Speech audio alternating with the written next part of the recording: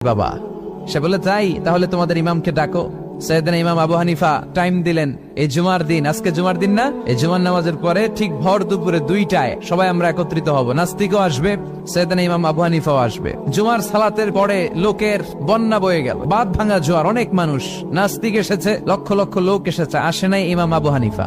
আসে না আধা ঘন্টা, 1 ঘন্টা, 2 ঘন্টা পরে আসছে। নাস্তিক বলে, এই তোমাদের ইমাম যার কোনো সময়ের জ্ঞানই নাই, এর সাথে কিসের তর্ক? সাইয়েদনা ইমাম আবু হানিফা বলে, ইনদি উযর, আমার ওজর আছে। কি ওজর? সাইয়েদনা ইমাম আবু হানিফা বলেন, আমি ঘর থেকে বের হয়ে আসার পথে একটা নদী পার হয়ে আসতে হয়। আজকে এসে দেখি নদীর মধ্যে কোনো মানুষ টানুষ নাই, নৌকা নাই, মাঝি নাই, কিচ্ছু নাই। তো হঠাৎ দেখলাম পাশে বিশাল বড় একটা গাছ, এই গাছটা এমনি এমনি 2 ভাগ হয়ে গেল।